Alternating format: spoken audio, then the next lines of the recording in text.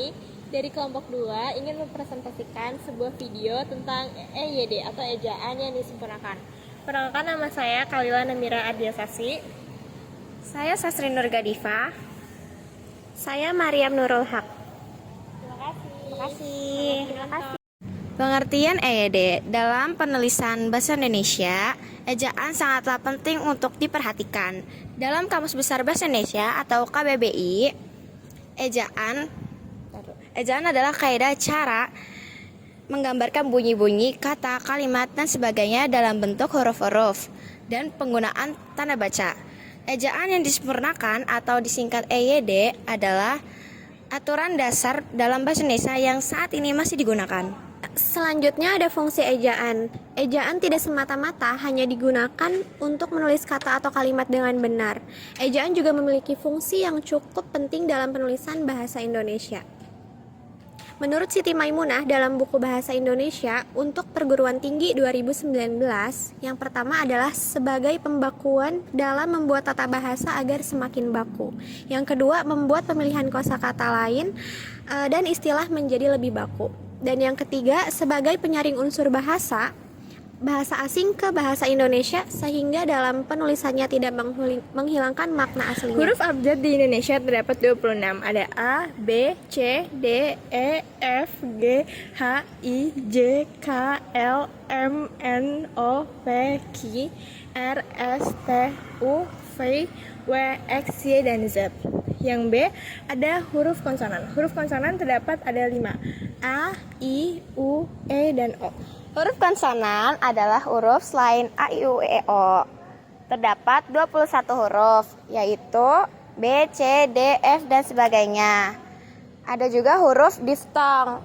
Di dalam bahasa Indonesia terdapat 4 huruf diftong, yaitu A, I, A, U, E, I, dan O, I. Cara penggunaan pada kata lihai, pandai, dan juga pantai. Selanjutnya ada gabungan huruf konsonan. Gabungan huruf konsonan terdiri dari KH, NG, NY, dan SY.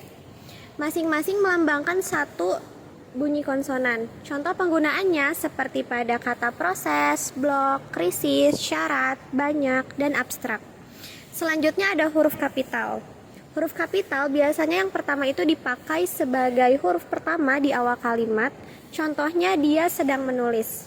Yang kedua dipakai sebagai huruf pertama dalam unsur nama orang, termasuk julukan. Contohnya Gedi, Mari, Kalila, Fatih, dan Absar. Huruf miring dipakai untuk menuliskan judul buku, nama majalah, atau film, seperti contohnya novel Laskar Pelangi dan film tenggelamnya kapal Van der Lee. Huruf tebal digunakan untuk menegaskan karangan-karangan seperti subbab, judul buku, ataupun bab. Contohnya bab 5. Penulisan tanda baca, tanda titik, digunakan untuk mengakhiri kalimat. Digunakan sebagai pemisah antara jam, waktu, jam, menit, dan detik. Contohnya, saya suka makan. Yang kedua ada tanda koma, digunakan untuk memisahkan kata-kata. Digunakan untuk memisahkan anak kalimat dari induk kalimat. Contoh, karena hujan, saya tidak bisa pergi. Yang ketiga, tanda seru, digunakan untuk mengakhiri kalimat perintah. Contoh, buang sampah pada tempat sampah. Yang keempat, ada tanda tanya, digunakan untuk mengakhiri kalimat tanya. Contohnya, apa yang kamu lakukan saat ini? Selanjutnya ada tanda titik koma.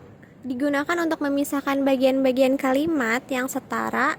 Kemudian digunakan sebelum kata penghubung dalam kalimat majemuk yang sudah menggunakan koma. Contohnya, saya suka nasi goreng, namun saya tidak lapar. Selanjutnya ada tanda petik. Digunakan untuk mengutip perkataan atau tulisan langsung. Contohnya, saya tidak bisa datang hari ini. Kemudian tanda kurung. Tanda kurung biasanya digunakan untuk mengapit keterangan atau penjelasan tambahan. Contohnya dia adalah seorang penulis dan juga seorang penyair. Selanjutnya adalah penulisan kata. A. Kata dasar. Kata yang belum mendapat imbuhan atau perulangan ditulis sebagai kesatuan. Contoh, ayah dan bibi. B. Kata depan. Kata yang ditulis terpisah dari kata yang mengikutinya, seperti penggunaan di, ke, dan dari. Contoh di situ dia menaruh tasnya. C. Partikel.